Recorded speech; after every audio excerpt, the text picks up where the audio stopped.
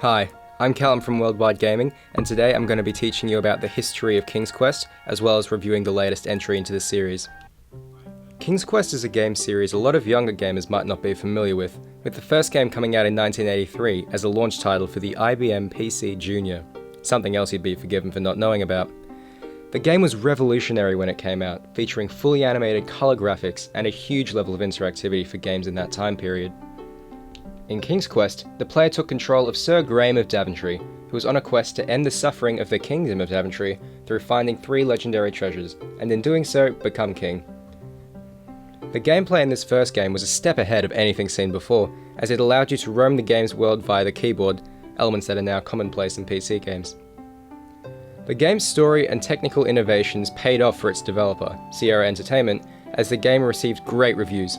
The game is considered a cult classic among older gamers, with a number of modern releases making references to it, with one of the more famous examples being included in Minecraft, in which one of the paintings depicts Sir Graham in his full 8-bit glory. Following the success of the first game, Sierra was ready to capitalize on the series, making a number of sequels. These games proceeded to enjoy varying levels of success, with 1 or 2 falling short of fans' expectations. But despite this, the series had an overall great reception for around 18 years, with each game bringing their own new features and innovations to the acclaimed King's Quest formula. One of the series' iconic features, including a pun in the game's title, was brought about in the second game, King's Quest Romancing the Throne. This was received well among fans and led to the inclusion of taglines such as "Absence makes the heart go yonder" and "Ere today gone tomorrow," as well as "To err is human." Despite all of the critical acclaim that King's Quest had received up until 1998, the series suffered a massive loss of reputability with its 8th game, Mask of Eternity. The monumental failure of this game was credited to essentially having nothing to do with the previous games. In this game, Sierra Entertainment attempted to transition the game into 3D, with a heavy focus on combat, making it more of an action RPG game as opposed to the previous adventure format that the other games followed. After this, the franchise went into a state of inactivity, with several attempts to revive it being cancelled early into development. However, in July 2015, almost 20 years since the disaster that was Mask of Eternity, a new King's Quest game was released, although it technically wasn't the full game. King's Quest: A Night to Remember was the first of 5 chapters to be released as the series' 9th installment, and is what I'll be reviewing today. Step, kid. Oh, thanks.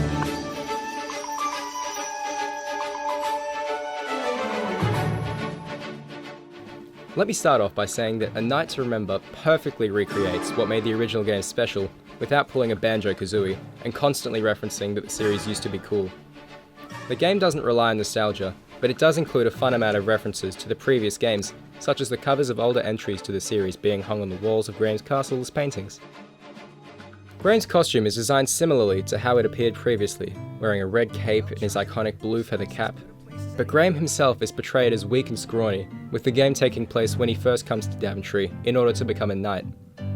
A Night to Remember is a prequel of sorts, as the game follows old King Graham as he tells his granddaughter stories about the past. The game is very similar in style to Telltale's games, with an art style incorporating cel shading and a heavy focus on player choices. I had 3 choices in front of me. Any would clear my path to safety, and all would have rippling consequences. A Night to Remember has a number of different ways to be played, with each choice made by the player reaping rewards and/or repercussions. Find me a wheel, boy. Anything big and round should do the trick.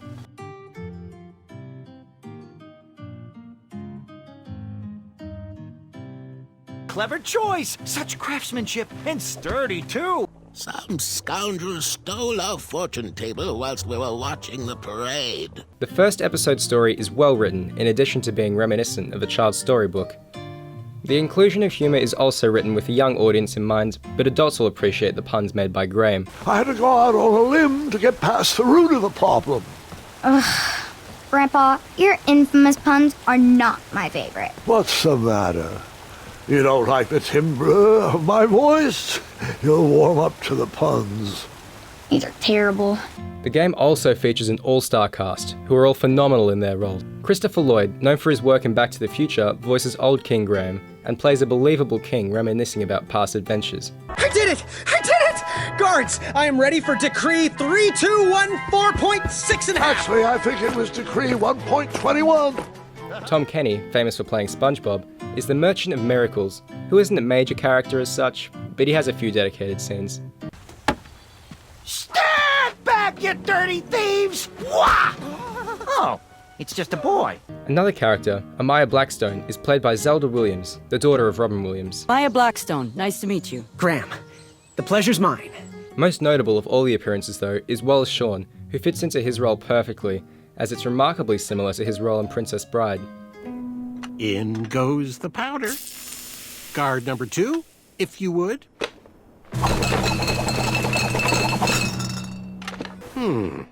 I'll take this one. Shawn plays Manny, a sly, scheming, and vertically challenged hopeful knight with his eyes set on the crown. Manny befriends Graham early on and provides him with advice about the challenges that take place over the course of the game. These challenges include racing, scavenger hunts, and a lot of puzzles. Don't worry about the puzzles getting stale though, as the game never reuses the same formula, meaning that a new experience is gained every time. Failing some puzzles can result in the death of Graham, but these are all done in a comedic and not at all violent manner. There's no real punishment for dying, which may dissuade some, but I personally found that I enjoyed not suffering repercussions, as it meant I could spend more time exploring the beautiful hand-painted environments. This being said, the game's setting isn't very large, forcing you to spend a lot of time re-navigating paths that you've already been down. For the majority of the game, you don't have to spend too much time heading down the same tracks, but there are a few instances where it feels a bit tedious. The length of the game is great, considering that it's only a fifth of the full release. I managed to get 5 hours out of this game on my first playthrough, which I considered more than reasonable.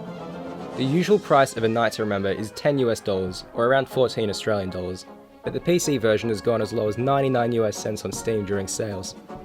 If you're a PC user, regardless of whether or not you've played the previous games, I would definitely recommend getting it if you can catch it during one of its 99-cent sales.